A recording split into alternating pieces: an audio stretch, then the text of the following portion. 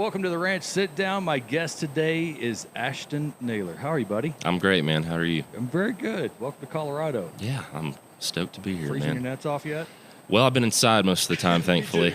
Yeah, but layers, man. Well, like San Marcos area?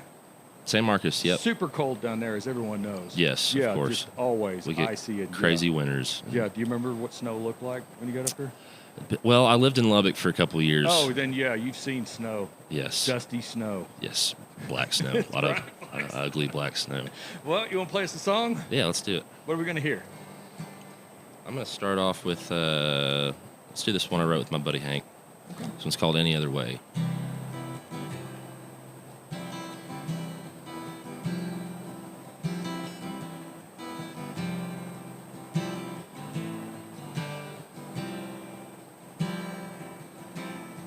You look flawless. Some might call this make-believe. I'll be honest. I'll be damned you didn't turn and leave. I never saw this coming. Like a stray dog, I came running into your arms and out into the night. Well, I had to bother. I ain't Roy Rogers, that's for sure. If I took any longer, you'd probably see me as a chore. I never saw this coming, but it's just your song I'm humming. I'll be there singing, help me make it through the night.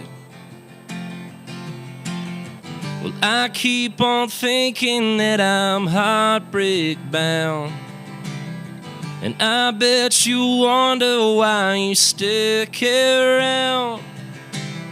I give you the reason to leave, you find the reason to stay. If you told me this was a dream, wouldn't have it any other way.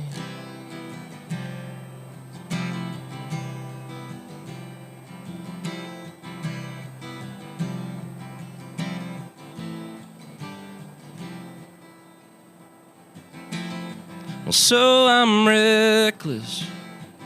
I didn't expect you at my door. I respect it, and I'll take the mattress on the floor. Did you read the fine print, baby? I think your dad still hates me, but I get the feeling lately he might come around. Well, I keep on thinking that I'm heartbreak bound, and I bet you wonder why you stick around. I give you the reason to leave, you find the reason to stay. If you told me this was a dream, wouldn't have it any other way.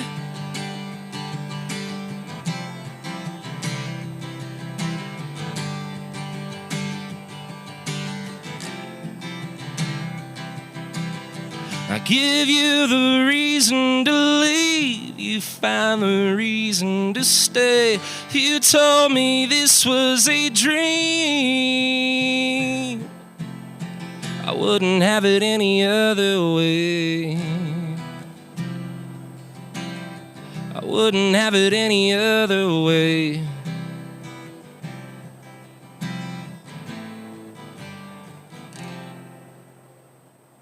Ashton Naylor with us here on the Ranch Sitdown, man. Such a great song. Is Hank in here? No? I don't think so. You do that so much better than he does. No. Make sure and tell him that. Right, I'll tell him. Yeah, I'm talking to him later in the week. So there's this like new crop of Texas singer-songwriters coming up that you're a part of. And, man, it's super refreshing to see guys and gals that are honing the craft of the song, like songs that will live on forever. Party songs are great, they're fun, but they go away fast. Like songs that, like that one you wrote, man, that'll be relevant for 40 years. You know, it's got to be kind of cool to be a part of that, and people talking about like this next crop. Yeah, I mean, you couldn't have put it any better, man. At the end of the day, it just comes down to songs. Guys like Christofferson, Robert Earl, Jerry Jeff, they're some of my favorites, and I think it's really easy to get caught up in you know, what's hip or what's catching. Yeah. Especially with social media being such a powerful, having such a powerful presence, you know, an effect on the way our brains work. But at the end of the day, it's just songs, man. That's what matters. You know? Speaking of social media, like, how do you use that and still like respect yourself? Just don't take it too serious, I guess. Right. I use it pretty poorly. Like I'm probably not as active as I should be, but I'll notice I'll be on social media just posting, trying to promote a song. And then, you know, that puts me in a different headspace. Like, it takes me out of the creative headspace. So I'm trying to learn how to live on both sides of my brain, you know, left and right, just in a way that works. Live for emotion, don't live for likes. Exactly. Yes. Absolutely. There's no emotion behind that. From what I understand, you started picking up a guitar and writing songs in college. Yes. Yeah. When I was, my uncle gave me a guitar for graduation in high school. Okay. It was, he attached a note to it saying not to be used as a career tool. Well. And, I didn't listen. But, yeah, during COVID, I guess COVID hit my freshman year of college, and I was stuck in my parents' garage for however long. That's where I started playing guitar. I was 18. It was just something to do, or had you thought about this before? I found myself starting to write, just trying to write, you know. Was it songs or like poems or stories, or what were you writing? I was trying to write songs. I think I've always, you know, I don't know. I always wanted to chase the spotlight, kind of. Right. Not like in a bad way, but, you know, I always wanted to be a part of something and play on stage. And so I grew up singing and stuff. Did you do like musical theater in school or anything like that? You're the only one that gets to know that. But Okay. 2 years. I was like 10 or 11. Oh, yeah? I went to a theater camp. Like with the whole dancing and everything? Can you still do any of that? I can't dance. They They didn't give me a dancing part. They didn't do that part? No. So, like, did you do plays? Yeah, Any kind of play? It was 2 plays. What did you do? You remember what they were? I was the gatekeeper in Wizard of Oz. And Okay. Then, man, I can't remember the second Well, one. that's a horse of a different color. Yeah. Yeah. Yep. But yeah, I enjoyed it, but I don't know. I wanted to be cool, so yeah. Yeah. Okay. Well, that's, man, whole new side of you. I don't want to do this interview anymore. Yeah. No, I wouldn't either, man. You do Wizard of Oz plays. Nope. So, like, when did you know? When was that point you knew, like, I can do this? Like, was there an open mic night, or you write a song and somebody tell you? I mean, there's got to be a point in every artist where at first it's, you know, something to do, and then it becomes a hobby, and then it's like, this is me. Yeah, I mean, I couldn't name you one. There's just a lot of every show I played, most of them I felt good about, or if I got positive feedback, and you hear it from enough people, and you start to believe it. But it's just the constant struggle. I mean, still with you get in a rut, and it's hard to see your way out of it, and you know, so it's both reminding yourself and, you know, having people back you up. How do you get out of that rut? Well, like, what's your system? Do you Stay make busy. yourself sit down and write a song? And No, I try not to force it, but just like there's other things I can do. I will try to like schedule co-writes or something to get me out of a rut, but I feel like there's always things I can do. I like playing guitar a lot, so, you know, if I'm not feeling it, writing songs and just get better at guitar. So when you write a song, is it lyrics first or melody first? I'm trying to get better about being melody first. Really? But usually it's an idea. I read somewhere that Merle Haggard, excerpt from Merle Haggard, he said, song's got to have a cool title. Yeah. And so I've always kind of tried to remind myself of that. So you work on the title first, really? Yeah, get a cool title or a hook line or a hook, you know? Make something. So are you a guy that's like just writing down on like Post-it notes or Notepad or the Note app on your phone constantly? Usually the Note app on my phone. And go back and go, what the hell was I thinking? Yeah. What was this about? Oh, dude, I'll look at I could look at something from a week ago and be like, Where was it? loser. You're right. Where did you come up with that? Yeah. You got to quit this. What's that one line that you've written that still gives you chills? Oh, man. probably, I've got a song called Paper Thin. Mm-hmm. It's kind of got this weird, like, chorus that only comes around once. And it goes, am I ever going to make it home? Will I ever see the light at dawn? You're calling my name, shaking your head. Had every chance to throw it on red.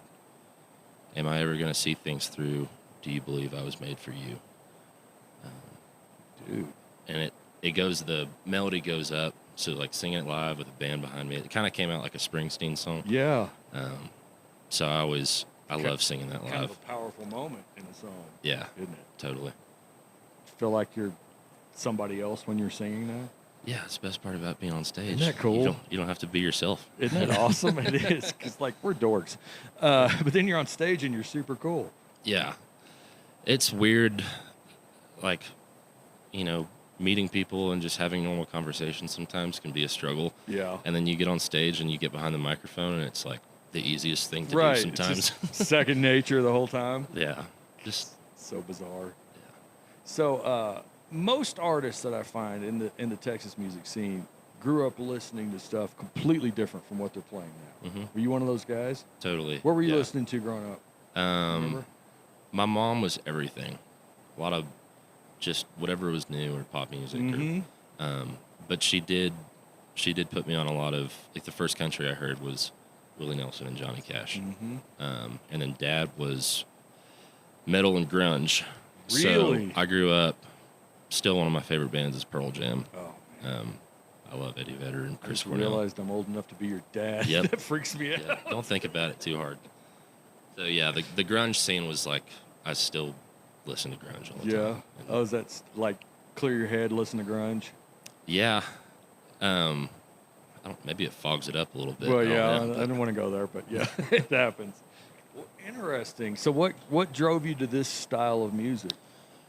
Just felt natural? Chills, man. Hearing a line delivered. Yeah. Like, probably my favorite song ever is Lonely Feeling by Robert Earl Keen. Yeah. And there's no chorus, but it's just all truth, you know? And, like, every one of those lines gives me chills. And I think I fought for a long time, like, man, should I be a rock and roll artist or a country artist? Mm-hmm. But comes back to just the song, you know. Yeah. Whatever medium it's delivered in doesn't matter. You are what you are. Yeah. Whatever. Remember, I heard that song and talked to Robert Earl about it one time, and I said, I feel like I'm reading your diary. Yeah. It's what it feels like. Seriously. Like, oh, man, okay, a little chill. Yeah. It's deep, man. It really is. Well, you want to do one more song for us, Ashton? I will, yeah. Ashton Naylor, what are we going to hear? This one was on my record I put out in November. This one's called Barkeep. Okay. I was talking to a friend of mine and making sure the timing's right, and sitting on the other side of your balcony, considering the circumstance. I knew I shouldn't take a chance, 'cause you ain't gonna wanna dance when you're off at 3. And all of a sudden the world starts spinning. Must be the gift that keeps on giving. Another night, another dream, I'm living without you. And I'm talking about my favorite band. It must have been your heavy hand, a joke I know will never land, but I tell anyway. And I'm feeling like a fool again, thinking we were more than friends. But I saw your neck break when he walked in. What a slap in the face. And all of a sudden the world starts spinning. It must be the gift that keeps on giving. Another night, another dream, I'm living without you.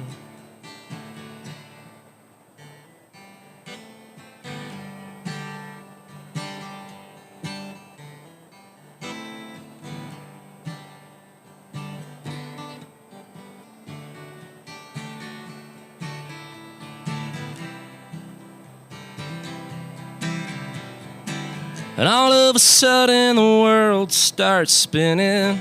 It must be the gift that keeps on giving. Another night, another dream, I'm living without you. Well, ain't it just the way it goes? I guess I probably ought to close, but another for a candy up my nose, and I'll be on my way.